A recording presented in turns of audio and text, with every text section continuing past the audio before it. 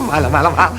史拉斯经扑倒来了！一个西部牛仔打扮的痞子正拦路抢劫一辆马车。这年头硝烟四起，民不聊生，为了吃口饱饭书生也得变强盗。一番周旋下，痞子制服了马车上的2人，并将2人绑进了路边的一家日本料理店。店长是个行为怪异的厨子，会说日语，而他老婆则是个力大无穷的傻子。2人抢了痞子的枪，准备给痞子迷晕的男人醒了过来，张口就是叽里呱啦几句日语。3人吓了一跳，没成想绑来的是鬼子。痞子准备开溜，却被突然冒出来的戏子拦住了去路，怀疑痞子是八路。痞子也认下了这个身份。戏子觉得放了八路，日本人会找他们算账；放了日本人，八路又会找他们报仇。事到如今，只有都宰了才能避免后患。痞子闻言拿出随身携带的炸弹，戏子也举起一个手榴弹。2人僵持不下，互相问候起了家里人。此时，一旁的傻女人看中了日本人手里抱着的罐子，日本人用手铐把自己和罐子铐在一起，可见是个宝贝。傻女人力大无穷，硬生生拽开了铐子，罐子应声落地。痞子也顾不上和戏子吵架了，过去和厨子抢起了罐子。一旁的戏子一枪挑起罐子。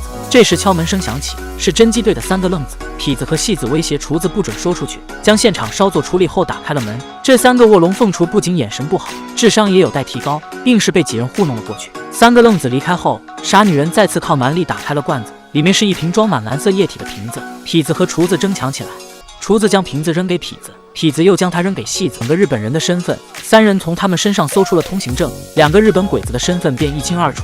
看起来斯文一点的叫小笠原五郎，是陆军军医大佐，隶属于臭名昭著的731部队；暴躁一点的叫菅井真一，是陆军中尉，就简称他们为小文鬼和小暴鬼。2个小鬼子此行的目的是为了控制北平的瘟疫。原来当前局势动荡，日军731部队投放的细菌发生变异，古列拉横行华北，甚至威胁到了小鬼子自己的军队，所以他们才急召专家携带疫苗配方赶赴重灾区。北平也因为瘟疫肆虐被封了城。戏子一心想要杀了2个日本鬼子，厨子将2人拉到一边，告诉他们这瓶病毒原液不值钱，但鬼子脑袋里的解毒方子值钱。戏子刚开始还有些不屑，听到痞子和厨子嘴里的天文数字后也动了心思。最后3人达成了共识，套出秘方，发财分赃。为了套出秘方，4人兵分2队，厨子和戏子负责审小文鬼，傻女人和痞子负责对付小暴鬼。小文鬼这边主要靠吓唬、摧残其意志，小暴鬼这边则靠化学折磨其肉体。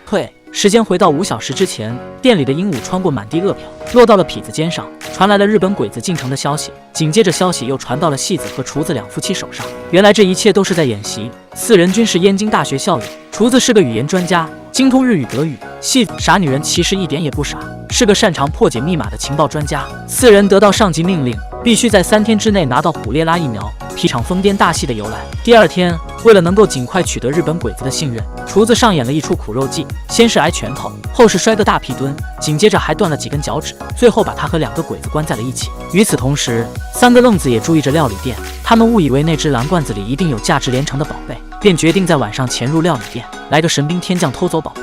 厨子答应会找机会放了2个鬼子，鬼子却没时间再等。这时傻女人端着一瓶水推门而入，厨子谎称可以把配方写下来，让自己老婆带出去。小文豹多少还是有点心眼的，他注意到了几人的异常举动，提着笔迟迟不肯落下。见此情形，戏子决定再加把劲，用假铡刀吓唬小文鬼。没成想痞子给小暴鬼吓得要有些猛，他变成了疯疯癫癫的野人，在房子里上蹿下跳。这时门外又出现一队日本兵，为首的大卫是店里的熟客，他身后跟着一个叫百川的男人。百川不放心地观察着四周，大卫专心地等着吃河豚刺身。小文鬼听到了大卫的声音，想要爬出屋子求救。痞子和小暴鬼在房梁上躲猫猫，白川看起来又不太好糊弄，场面十分凶险。至传出消息，他们在找机会从中截获，于是几人便开始故意制造疑点。厨子还趁机写下一封信色给了傻女人。不出所料，多疑的白川强硬地带走了傻女人，女人则将厨子写的那封求救信拿给了白川。明天会是艰难的一天，为了拿到疫苗配方，他们只能兵行险招。与此同时，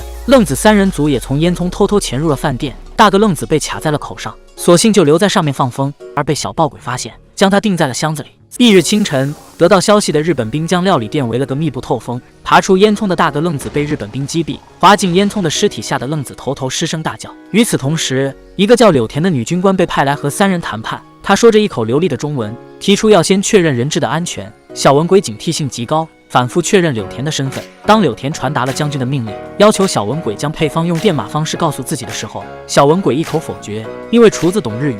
他问柳田会不会德语，接着又让他转告将军自己会在正午用摩斯电码的方式传达配方。柳田离开后，傻女人被放了回来，还带回了日本鬼子的消息，让小文鬼用 JN25B 传递密码。几人又是一番即兴演出，傻女人这次演了个死不明墓地尸体，躺在全身上下只剩一双脚能动的小文鬼的侧下方，将他传递出去的密码全都记了下来。三人马不停蹄地破译出了密码，拿到了病毒抗体的元素表。经过痞子的实验，确认了这个配方是有效的，而日本兵这边的最后结果却是无效。将军震怒，下令强攻夺人，务必要将小文鬼活着带回来。原来疫苗只对原菌液有效果，对变异株一点用都没有。但他们没有时间了，只能先由傻女人先将原菌液和抗体配方送出，三人则留下来拖延时间。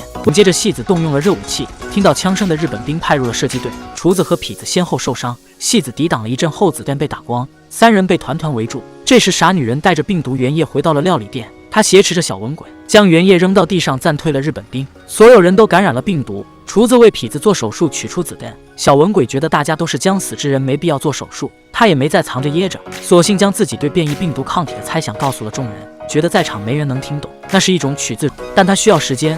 戏子站起身说，既然大家马上要去见爹娘了，不如收拾的妥帖一点，顺便询问了小文鬼有什么需要帮衬的。小文鬼说，现在的情况是要剖腹的，那是很隆重的仪式，因为在日本人看来死亡是很神圣的事，所以他传出消息，请求自己的人将爆炸推迟1个小时，用来完成剖腹仪式，而负责破译电码的柳田却将1个小时改成了2个小时。原来他和4人是燕京大学的同学，10年前一别，再见已是敌人，他们不能背叛各自的国家，但柳田还是表示自己可以帮他们多争取一点时间。吃下了剧毒的河豚肝脏，幸运的是他的猜想是对的，几人不必赴死了。